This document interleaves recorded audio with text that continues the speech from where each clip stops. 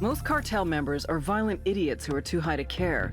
But Patricio Mendez Valle, aka El Cerebro, is an oddball genius who's too fucking smart to bother. Nydia Flores spotted his intellect when he was just a kid. She sent him to college in Mexico and later grad school in California. Word is he was too strange and misanthropic for even that crowd. But he popped up on our radar. El Cerebro heads up the cartel's submersible program out of Jimenez.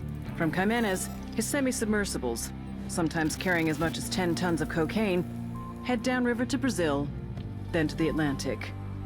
From there, floating just a few feet below the surface, they can go all the way to Mexico, even as far as Florida. But smuggling with these semi-submersibles will soon be a thing of the past. He and Nydia have ambitions to make reusable, fully submersible craft. Think what a multi-billion-dollar criminal enterprise could do with a fleet of submarines. Smuggling would be just the start. If we're gonna take down these subs, we need El Cerebro and his jagged-ass brain intact and cooperative.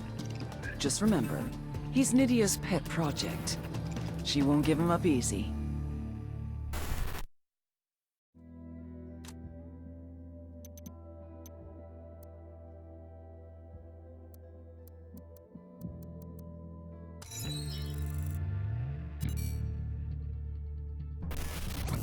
Though Mama and Papa Reed raised little Boyer on apple pie and the Red Sox, since graduating from high school, Boyer Boston Reed has done everything he could to shed that clean-cut image of his youth.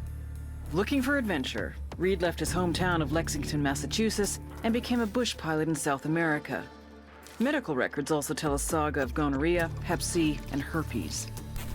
As a pilot, he stayed clean for a number of years, but one fateful day, he met El Boquita. Within days, Reed was flying Santa Blanca's coke to Georgia, Florida, and the Carolinas. With the drug smuggling came the money, and Reed loves to spend it. He's chummy with Boquita, who gave him that nickname Boston because of his accent. Make no mistake, Reed may play hard, but he works harder. Now based out of Kewanee, he coordinates all of Santa Blanca's smuggling by air. He uses temporary airstrips, and his own people don't know where they are until the last possible moment. When he's working, Boston Reed is impossible to locate. And you're gonna find him.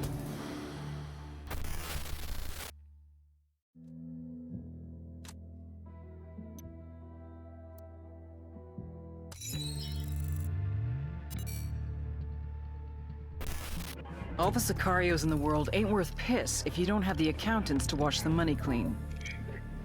Octavio Allende is the accountant that does Sueño's laundry. They call him El Pulpo, the octopus, because he's got his tentacles everywhere. You take him out, a lot of other pieces no longer connect, but I want to use him as a weapon. Pulpo is management, and he knows it. Instead of an AK-47, he has a briefcase, and he uses it to open doors to businesses, to cement relationships with politicians and police, and to make the cartel's money something they can spend. Thanks to El Pulpo, in addition to its illegal enterprises, Santa Blanca has its cash in numerous legit businesses. El Sueño has brought El Pulpo to Bolivia to audit Nydia Flores. Cash from Brazil comes into Barvechos, where much of it is laundered into the mining consortium. Nydia's profits must be looking a little light.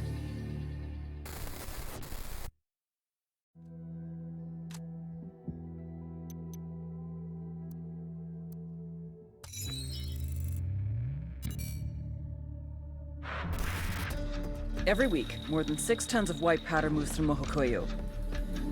It's a transit point, where shipments are kept secure, awaiting export to Brazil, the US, and Europe. Antonio is the buchon out here, the boss. His job is to keep all that coke safe. Thing is, being surrounded by cocaine all day is a really stressful job, like being the fat kid in charge of the sugar factory. And we all know what happens when you eat too much sugar. Your brain rots. You stop talking on phones. You stop trusting your own people. You stop going home to your wife. You even stop telling anyone when the shipments are coming in, until the moment they arrive. When it comes to coke transports, Antonio is a vault.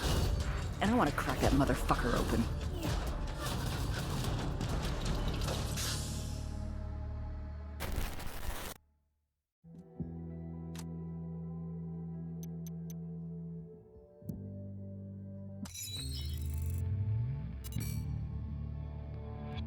Your average cat, the four-legged variety, has 9 lives. El Gato has had a lot more than that. He's been shot, stabbed, garroted, blown up, burned, thrown off a building, run over by a car, half drowned. But he always comes back. He carries a locket with his father's ashes in it around his neck. Snorts it when he needs strength. Says it's better than coke. It's the real power that comes from death. A packaging manager in Romanzo province, he's been working for Santa Blanca since he was 16. His father was the plastic surgeon to the stars, movie stars, and star narcos. But then, his father had a big narco boss on the table and lost him. They both knew what that meant. A long death by torture. El Gato loved his father, so he decided not to let that happen.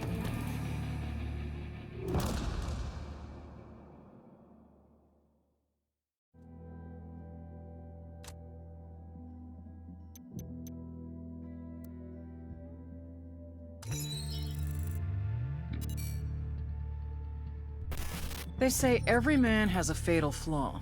El Baquita's is love. A smuggler from the age of 6, El Baquita's father used to tape Acapulco gold on his son's body and then send him across the border. He called these trips vacaciones familiares, family vacations. By the time he was 13, Baquita was a trapechiador, a master smuggler. Cigarettes, alcohol, name-brand clothes, DVDs, oil, wildlife, weapons, and of course, people. One time, he even smuggled in half a kilo of yellow cake uranium. If someone wanted it, El Baquita could move it. But it was never really about the money. For him, it was the rush. Until he met the beauty queen. Nydia Flores saw his talent and made him her right-hand man. Nydia was the brains, Baquita was the brawn. The thing is, he was head over heels from the moment he first laid eyes on her. Nydia never felt the same way, but one drunken night she gave in. A little bit of sperm roulette, and 9 months later, they had a daughter, Valeria. They say every man has a fatal flaw. El Baquita has 2.